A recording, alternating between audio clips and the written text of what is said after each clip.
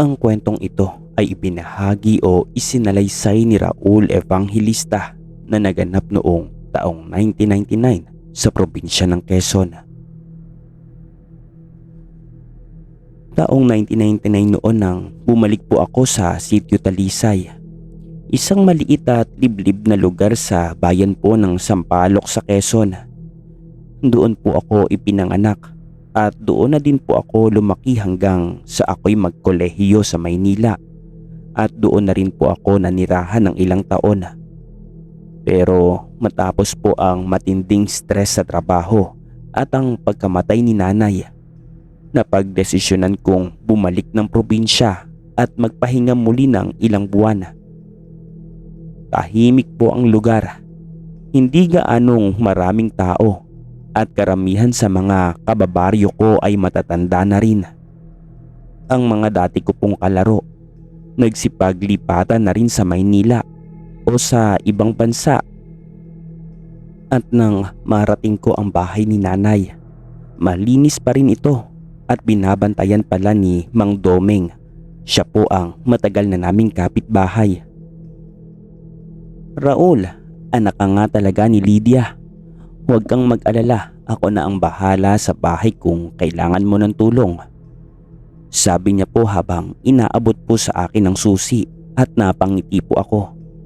Doon ko unang naramdaman ang katahimikan na matagal ko nang hinahanap. Pero ilang araw lang ang lumipas. May nadinig na agad akong mga kwento na dati ko nang naririnig noon pa. Tungkol daw sa liwanag na lumulutang sa kalangitan tuwing 10 oras ng gabi. Isang apoy na parang kaluluwang ligaw at mas kilala sa tawag na San Telmo. Naalala ko nga noon, pinagbabawalan kami ni nanay na gumala kapag gabi na. Ang sabi pa nga ni nanay noon, may mga nilalang sa kagubatan na hindi mo kayang ipaliwanag. Hindi lahat ng maliwanag ay ligtas, Raul. Wika sa akin ni nanay noon. Ngayon po bilang isang matanda na at may mas malawak na pag-iisip, gusto kong alamin kung ano talaga ang katotohanan sa likod ng mga kwentong ito. Sabi nga po ng iba, gawa-gawa lang daw iyon para takutin ng mga bata. Pero may ilan naman na tulad ni Mang Domeng na buo ang paniniwala. Sabi pa niya, hindi iyon katang isip. Nakita ko mismo yun, Raul. Isang gabi nasa tabing ilog ako, naglalakad pa uwi, nang bigla akong may nakita.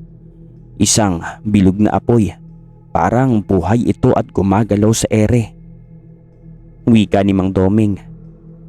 Hindi po ako agad naniwala pero hindi ko rin pinagtawanan. Madaling humusga kapag hindi mo pa nararanasan. At lumipas po ang 2 linggo. Tahimik ang buhay sa sitio. Pagkagising ay nag-aalaga ako ng tanim. Tapos sa hapon naman ay pupunta ako sa ilog o sa gubat para manghuli at manguha ng prutas. Doon ko unti-unting naramdaman na parang may sumusunod sa akin. Hindi ko man makita pero ramdam mo yung presensya niya. May malamig na hangin sa likod ko na kahit terik ang araw. May mga yabag pa sa tuyong dahon kahit wala ka namang kasamang iba. At isang gabi nga po ay nangyari ito. Mga 9:00 na ng gabi. Nakatulog ako sa may duyan sa may balkonahe ng bahay. Pagkagising ko, Sir Jay, madilim ang paligid pero may kakaibang liwanag sa likod ng bahay. Akala ko ay may nasusunog pero wala namang amoy ng usok. Hindi po ito ordinaryong apoy. Ito ay kulay kahel na may bughaw sa gitna at parang may humuhuni na parang taong umiiyak. Hindi ko alam kung bakit ako lumapit doon. Para bang may humihila sa akin. Pero paglapit ko sa may taniman ng niyog, bigla itong nawala. Naiwan lang ang malamig na hangin at matinding kaba sa dibdib ko. Bumalik ako ng bahay na parang hindi po ako makahinga. Hindi ko po ito sinabi kahit kanino. At kinabukasan, nagpakita ulit ang liwanag. Pero sa kabilang bahagi naman ng sityo, nabalitaan kong may kambing na kinatay ng hindi alam ng kung sino. Parang sinunog daw sa loob. Hindi raw ito gawa ng tao, sabi ng mga matatanda. Doon na nagsimula ang pagbabago ng buhay ko, Sir Jay. Akala ko simpleng pahinga lang ang pagbabalik ko sa probinsya, pero mali po ako. May mga nilalang pala sa sitio Talisay na matagal nang hindi nakikita at ngayon bumalik para kunin ang mga may utang sa kanya.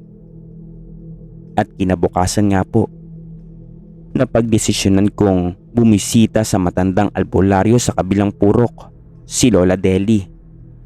Siya po ang pinakamatandang tao sa sitio Talisay.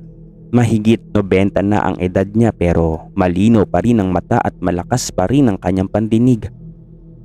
Pagkakita pa lang niya sa akin, bigla po siyang nagsalita at sinabi niya na, "Bumalik ka na nga, Raul. Hindi aksidente yung nakita mo kagabi. Binalikan ka ng liwanag." Napalunok po ako. Hindi ko pa man siya nakakakwentuhan ay alam niya na agad ang nangyari. Doon ko unang naramdaman na hindi ito basta kwento lang at totoo ito at may mas malalim pa. Umupo ako sa lumang bangkong kahoy sa ilalim ng punong mangga sa tabi ng kanyang kubo. Lola, ano po ba talaga yung San Telmo na sinasabi nila?" Tanong ko. Matagal siyang natahimik tapos dahan-dahang nagsalita. Sinabi niya na, "Ang San Telmo ay apoy ng kaluluwang hindi matahimik. Hindi lang yan basta kaluluwa ng patay. Kadalasan, yan ay mga taong matagal nang nawawala o di kaya'y namatay sa paraang masakit at hindi nila matanggap. May ilan din na sinadyang tawagin at ginamit sa kulam." Napangunot noo ako at inulit ko pa yung salita na ginamit. Tumango naman si Lola at sinabi niya na may mga tao noon sa sitio natin na matatalino sa lihim na kaalaman. May mga tinatawag na tagapangalaga ng apoy at isa ka sa mga apo nila. Parang tinamaan ako ng malakas na hangin sa dibdib at napatanong pa ako na, "Ako po?" Sumagot naman si Lola at sinabing, "Tama ka. Ang lola mo kasi sa side ng tatay mo ay kilala sa tawag na isang aling liway. Ang babaeng nagtatago ng apoy pero hindi niya ito ginagamit sa masama kaya siya pinatay." Nanlamig ang buong katawan ko, Sir Jay. Noon ko lang nalaman ang tungkol sa lola ko sa ama. Hindi kasi masyadong nagkukwento si Itay tungkol sa pamilya niya. Namatay din si Itay noong ako'y 12 pa lamang. "Tandaan mo ito, Raul." Dagdag pa ni Lola Deli. "Ang apoy ay buhay at kapag may humawak dito na may galit sa puso, nagiging San Telmo ito at nagiging halimaw." Mula noon, mas naging maingat na ako. Pero naging mas mapanuri pa din ako sa paligid. Araw-araw may nadadagdag na kakaiba. May mga hayop na nawawala. May mga tanim na parang nalanta bigla. At gabi-gabi ay nadidinig ko na ang huni ng liwanag. At isang gabi nga, habang nakaupo ako sa duyan, bigla na lang nag-brown out. Normal lang naman ang pagkawala ng kuryente sa sitio pero ang hindi normal ay ang sumunod na nangyari. May tumayo sa gitna ng bakuran ko. Hindi ko siya makita ng buo pero may liwanag siyang dala. Hindi rin ito flashlight, hindi rin kandila. Ito'y apoy na parang buhay at nakalutang sa harap niya pero hindi siya nasusunog. At bigla po siyang nagsalita at tinawag niya ang pangalan ko. Boses ito ng babae, mahina pero malinaw. Sinabi niya na oras na para harapin mo ang iniwan ng lahi mo. At bigla siyang naglaho kasama ang liwanag. Naiwan akong nanginginig at halos hindi na makahinga. Ngunit sa halip na tumakbo, May bahagi sa akin na gustong maintindihan pa ang lahat. Kinabukasan, naghanap ako ng lumang kahon sa ilalim ng bahay. Mga gamit ito ni inay at itay. Doon ko nahanap ang isang luma at sunog na papel. Nakasulat ang sulat kamay dito at sinasabing, "Bantayan mo ang apoy kapag bumalik ito. Ikaw lang ang makakapagpatigil." Simula noon, Sir Jay, gabi-gabi ko nang binabantayan ang paligid. Hindi na takot ang nararamdaman ko, kundi pagtanggap. Hanggang sa isang gabi, may batang babae na umiiyak sa labas ng bahay ko. Tinanong ko kung sino siya at ano ang ginagawa niya doon, pero hindi siya sumagot. Sa halip ay tinuro niya ang langit. At pagkalingon ko, naroon na naman ang liwanag. Mabilis na umiikot sa ere, parang may hinahanap ito. At nang ibalik ko ang tingin sa bata, wala na siya. Kaya naman po kinabukasan, pumunta ulit ako kay Lola Deli para ikwento ang batang babae at ang muling pagpapakita ng liwanag. Tahimik lang siya habang nakikinig sa akin, pero sa dulo ay malalim ang buntong hininga niya. Sabi niya pa nga, ang batang iyon, hindi na siya tao. Siya ang unang biktima ng apoy. Matagal na iyon, Raul. Siguro mga 1960s pa. Anak siya ng isang mangangahoy. Nawawala siya ng ilang araw noon. Tapos nang matagpuan ay sunog na ang buong katawan nito. Pero ang damo sa paligid nito ay hindi naman nadamay. Nanginginig po ang kamay ko, Sir Jay, habang nakikinig po kay Lola Deli. Hindi ko alam kung natatakot ba ako o mas lalong nagnanais na maintindihan ang misteryo ng apoy. "Bakit po siya nagpapakita sa akin, Lola Deli?" tanong ko sa kanya. Sumagot naman si Lola Deli na, "Dahil ikaw lang ang nakakakita sa kanya. Isa kang tagapagmana, Raul. Ikaw ang pinili niya." Makalipas ang ilang araw, lalong lumala po ang sitwasyon sa sitio. May alagang baka si Mang Rudy na natagpo ang sunog ang loob ng katawan, pero buo pa rin ang balat nito. Parang niluto sa apoy na hindi nakikita. Lahat ay natatakot na. May mga nagsimula ng umalis ng sitio at lumipat sa mga baryo malapit sa highway. Pero ako po, hindi na ako umalis. Sa halip ay sinimulan kong pag-aralan ang lihim ng San Telmo. Araw-araw ay bumabalik ako sa kubo ni Lola Deli. Pinakitaan niya ako ng isang matandang libro. Sulat kamay ito at nakabalot sa tela. Doon ko unang nabasa ang tungkol sa tinatawag na pagpigil sa apoy. Ang sabi sa aklat, may dalawang paraan lang para mapigilan ang San Telmo. Ang una ay kung matutuntun mo ang orihinal na pinagmula nito, ang katawan ng kaluluwang naging apoy, at ilibing ito ng buo sa ilalim ng malamig na lupa o lupa ng taong banal. Ang pangalawa naman, kung may tagapagmana na handang harapin ang apoy sa lugar kung saan ito unang lumitaw at ialay ang sarili nito, hindi para mamatay kundi para itali ito sa kanyang katawan upang hindi na ito makapanakit. Pareho silang delikado, Sir Jay, pero isa lang ang pwede. Dumating na ang gabi ng Miyerkules, Setyembre 22, 1999. Ayon sa tala sa aklat, yun daw ang araw ng pinakamalakas na liwanag at kung saan pinakadelikado ang mga nilalang ng apoy.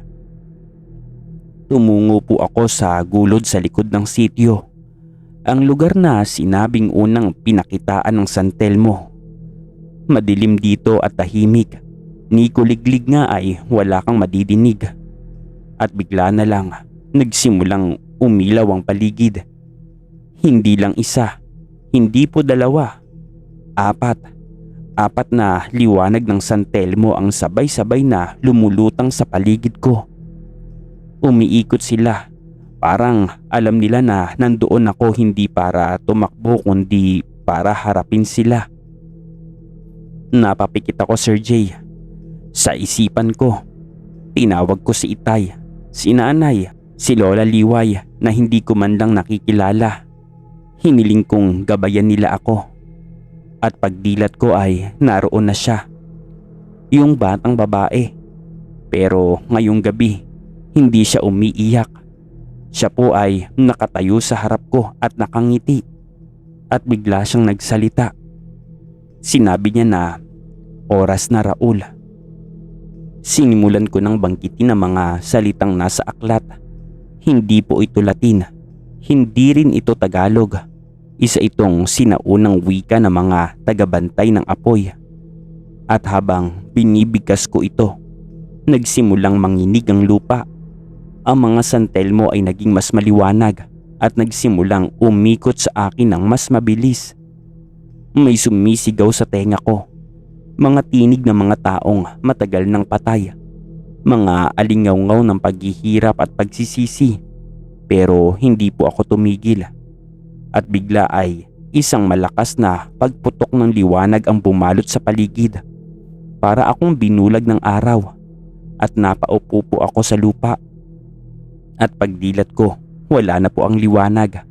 Wala na din ang batang babae. Tahimik na ulit ang paligid. At pagka-uwi ko sa bahay noong gabing iyon, halos hindi pa rin ako makapaniwala sa nangyari. Parang panaginip ito. Pero ramdam ko pa rin sa balat ko ang init ng apoy.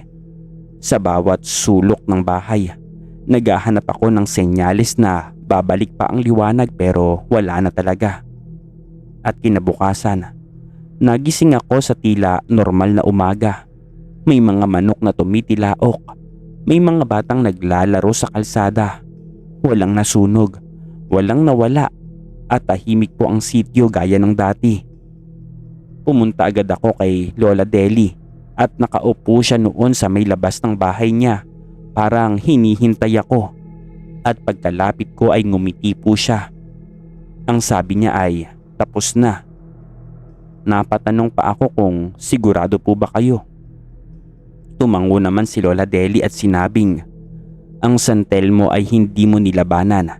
Tinanggap mo, pinatahimik mo. Isa ka ng tagapangalaga ngayon." Hindi ko po alam, Sir Jay, ang isasagot. Wala akong naramdaman na kapangyarihan. Wala din akong nakita na kakaiba sa sarili ko. Pero isang bagay ang malinaw po sa akin. Wala na ang apoy. Lumipas ang mga linggo. Unti-unting bumalik sa normal ang sityo. Ang mga hayop ay hindi na nawawala. Ang mga tanim ay muling namulaklak na. Ang mga tao ay muling nagtatawanan sa kalsada. Minsan kapag gabi naman, humihiga ako sa duyan sa labas ng bahay at nakatingin lang sa langit. Sa kabila ng katahimikan, may pakiramdam po ako na hindi pa tapos ang lahat, na baka sa ibang lugar may iba pang apoy na naghihintay. Pero dito po sa sitio Talisay ay tahimik na ang gabi. Isang taon ang lumipas at taong 2000 na. Nagdesisyon akong mag-ayos ng lumang silid sa likod ng bahay na hindi pa naaayos simula nang manirahan ako doon. Ito ang dating kwarto ni Lolo, ayon po kay nanay noon. At habang naglilinis ako ng lumang mga kahon, may nakita akong lumang larawan. Itim po at puti. Nakita ko ang lola ko kasama si ama, si Aling Liway, suot ang puting bestida. At ang katabi niya ay isang batang babae. Yung batang babae na nakita ko noon sa bakuran. Napahawak tuloy ako sa ulo ko. Tumakbo ako sa ilalim ng araw. Dala-dala ko ang litrato at pumunta ako kina Lola Deli. Pagkakita niya sa larawan, parang nawala ang kulay ng kanyang muka. Tinanong ko si Lola Deli kung bakit nandoon yung batang babae. Hindi ba't sabi niya ay biktima siya ng apoy? Tumango siya pero halatang ayaw sabihin ang totoo. Pinilit ko siya at sinabi kong, "Lola, sabihin niyo na po." Sumagot naman siya na hindi siya basta biktima. Anak siya ng Lola Liway mo. Tita mo siya. At hindi siya pinatay ng San Telmo. Siya ang unang tagapangalaga. na nasaniba ng apoy.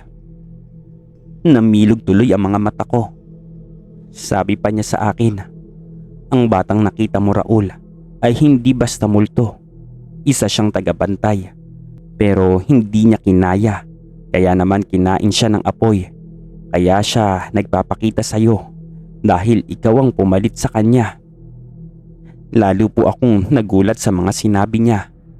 At ngayong taong 2025, 2 dekada na mula nang nangyari po ang lahat. Tahimik pa rin ang sitio Talisay. Wala na ang San Telmo. Pero may mga gabi pa rin na nakakaramdam ako ng init sa paligid. Hindi naman nakakasunog at hindi nakakatakot. Parang paalala lang na may dalang liwanag ang kadiliman. At tuwing may batang nawawala o may hayop na bigla na lang natagpo ang patay sa ibang bayan, tahimik akong nananalangin na hindi ito ang parehong apoy. Dahil kung bumalik man ito, alam ko na ang gagawin. At ako po si Raul at ako ang tagapagbantay ng liwanag.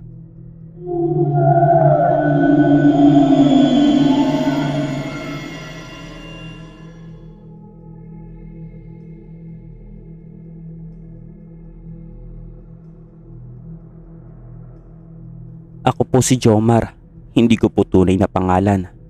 29 na taong gulang na po ako at lumaki ako sa isang liblib na baryo sa Quezon Province. Sa paanan po ng Bundok Banahaw. At mula pagkabata, hindi po ako naniniwala sa mga kwentong matatanda. Para po kasi sa akin, gawa-gawa lang ang mga aswang, tikbalang at San Telmo para takutin ang mga bata. Pero may isang gabi sa buhay ko na binago ang paniniwala ko sa mga bagay na hindi po maipaliwanag. Nangyari po ito noong taong Mayo 2007. Bumalik ako sa probinsya para tumulong sa taniman ng kamote ng tatay ko. Ilang taon akong nanirahan po kasi sa Maynila. Pero nawalan ako ng trabaho kaya naman napilitan akong umuwi muna pansamantala. Hindi naman po ako galit pero hindi ko rin gusto masyado ang bukid. Tahimik, mainit at sobrang dilim kapag gabi. Hanggang sa isang gabi nga po, habang pauwi po ako galing sa kamag-anak naming si Mang Ambo na nakatira sa kabilang dulo ng baryo. Na-late ako ng uwi dahil napasarap po ang kwentuhan namin. Mga 9:00 na yun ng gabi.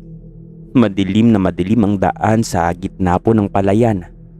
Hindi pa uso noon ang flashlight sa cellphone at wala din akong dalang gasera noong mga oras na yon. Naglalakad ako sa pilapil. Maingat na hindi madulas sa may putik. Tahimik ang paligid maliban sa huni ng mga palaka at kuliklig. Nang bigla akong makita yung isang bilog na apoy sa may gitna ng bukid. Hindi ito ilaw ng sasakyan. Hindi rin ito sulo.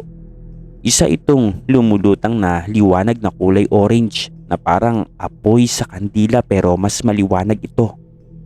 At unti-unti itong gumagalaw palapit po sa direksyon ko. Napatigil ako bigla. Naisip ko na baka flashlight lang o sinag ng ilaw galing sa bahay sa may malayo. Pero habang tumatagal, lalo itong lumilinaw at lumalapit. Wala itong katawan, wala din itong paa. Isa lang siyang bilog na apoy na lumulutang. Mga 3 talampakan ng taas mula sa may lupa. Nagsimula nang bumilis ang tibok ng dibdib ko. Naalala ko kasi ang mga kwento ng lolo ko noon tungkol sa tinatawag nilang San Telmo o Santos Elmo's Fire. Sabi nila, kaluluwa daw ito ng taong hindi matahimik. Pero sabi naman ng iba, ito raw ay apoy ng demonyo. Pero ang isa pa raw na paniniwala, ito ay bantay. Isang espiritu ng apoy na nagbabantay sa mga tagong kayamanan o nilalang na inilibing sa ilalim ng lupa. Pero para sa akin noon, kathang isip lang iyon. Pero ngayong gabi ay nandito siya sa may harapan ko. Dahil na rin po sa takot, Sir Jay, ay tumakbo po ako. Hindi ko na inisip kung madulas ang pilapil o kung mababali ang bukong-bukong ko. Tumakbo ako ng hindi lumilingon pero ang mas nakakakilabot, habang tumatakbo po ako ay sumasabay po yung liwanag. Hindi ito mabilis pero sumusunod ito sa akin na parang may isip. At pagdating ko sa gilid ng palayan, malapit sa bahay namin, bigla na lang itong tumigil. At tumigil din ako dahil hinihingal na rin ako. Ang liwanag ay nasa kalagitnaan pa rin ng bukid pero hindi na lumapit. Parang pinakikiramdaman lang ako.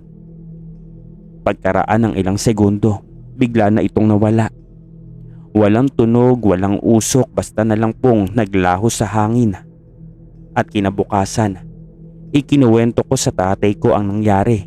Pero ang sagot lang niya, "Baka pagod ka lang anak, imahinasyon mo lang iyon." Pero ibang usapan nang makausap ko si Mang Selo, ang matandang magsasaka na kilala sa amin na may kaalaman sa mga hindi pangkaraniwang bagay. Sabi niya, "Santel mo nga yun pero mabutit hindi ka sinaktan. Bihira yan magpakita, lalo na sa kagaya mong hindi taga rito na matagal nang nawala." Nagtanong naman ako kung bakit po ako. Sumagot naman siya na baka may gusto siyang ipakita o baka may kailangan siyang bantayan sa'yo. Hindi ko alam ang ibig niyang sabihin, Sir Jay. At makalipas ang ilang araw, hindi ko na masyadong iniisip ang nangyari.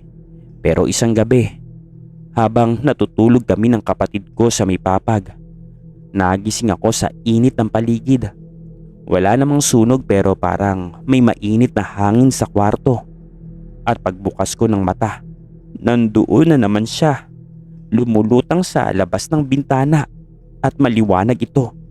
Hindi ito nanunog ng dahon o pader, pero ang paligid ay tila naiinitan sa presensya nito. Tumayo po ako at lumapit sa bintana at ang hindi ko inaasahan, biglang nagbago po ang anyo ng liwanag. Unti-unti itong humugis, parang katawan ng bata, maliit at payat, at nadinig ko ang tinig niya. Hindi boses ng halimaw, hindi ito nakakatakot. Isa itong mahina at malungkot na tinig. Sinabi niya na hindi ko po sinasadya. Nanlamig tuloy ang batok ko doon sa sinabi niyang iyon. Mahina akong nagtanong ng ano ang sabi mo, pero hindi na siya nagsalita. Unti-unti siyang bumalik sa pagiging bilog na apoy at lumipad papunta sa direksyon ng ilog hanggang sa nawala na sa dilim. Kaya naman kinabukasan, Sir Jay, sinadya ko si Mang Selo para ikuwento ang nakita ko. Doon ko nalaman ng isang bagay na lalong nagpatindig ng balahibo ko. Noong 1994 daw, may batang nalunod sa ilog malapit sa amin. Lalaki ito 7 o 8 taong gulang. Anak ng isang magsasaka sa kabilang baryo. Naghahanap siya ng tutubi ng madulas sa gilid ng bato at hindi na nahanap ang katawan. At sa parehong buwan ng Mayo, ilang taon matapos ang trahedya, nagsimulang magpakita ang liwanag sa may palayan, pero hindi sa lahat ng tao. Pili lang. Sabi ni Mang Selo pa na baka ikaw ang sunod niyang piniling kausapin. At dahil tuloy sa nalaman ko, gabi-gabi akong pumupunta sa ilog, naghihintay at minsan ay umaabot ng madaling araw. Hanggang sa isang gabi ay nagpakita po siya ulit. Hindi na po ako tumakbo at hindi ako sumigaw. Tahimik lang ako habang lumulutang siya sa ibabaw ng tubig. Nagtanong ako sa kanya na anong gusto mong sabihin. Bigla siyang kumislap ng mas maliwanag at sa loob ng ilang segundo, nakita ko ang mukha ng bata. Umiiyak siya, Sir Jay. Hawak ang dibdib niya na parang nahirapan huminga. At naiintindihan ko, hindi siya nalunod. Inatake siya sa puso habang naglalaro at namatay siyang mag-isa at walang nakakaalam kung paano. Kinabukasan, hinukay namin ang isang bahagi ng pangpang. sa lugar kung saan ko siya nakita. At doon, may natagpuan kaming buto ng bata. Maliit at kalansay ng bata na ayon sa barangay ay posibleng si Nilo ang nawawalang bata noon. Ipinag-ulat ito at muling inilibing ang mga buto sa may sementeryo at binasbasan po ng pare at pinagdasalan ng pamilya niya. At simula po noon, Sir Jay, ay hindi na muling nagpakita ang liwanag. Ngayon taong kasalukuyan, 18 taon na ang lumipas mula nang makita ko ang San Telmo sa may bukid. May sarili na po akong pamilya, may trabaho, pero hindi pa rin po nawawala sa isip ko yung batang iyon na hindi naghahanap ng biktima kundi ng hustisya, na hindi multo ng masama kundi ng batang naligaw at naiwan. Kaya sa tuwing may nagsasabi sa akin na bata pa ako at wala pa akong napapatunayan sa buhay, ay natatawa na lang po ako. Dahil ako po mismo ang naging saksi sa isang bagay na hindi maipaliwanag ng siyensya, pero malinaw po sa puso ko. May mga kaluluwa sa mundong ito na hindi naghahanap ng takot kundi ng kapayapaan. At kung minsan ang liwanag sa kadiliman ay hindi para sindihan ng landas, kundi para ipaalam na naroon sila, tahimik at nagbabantay.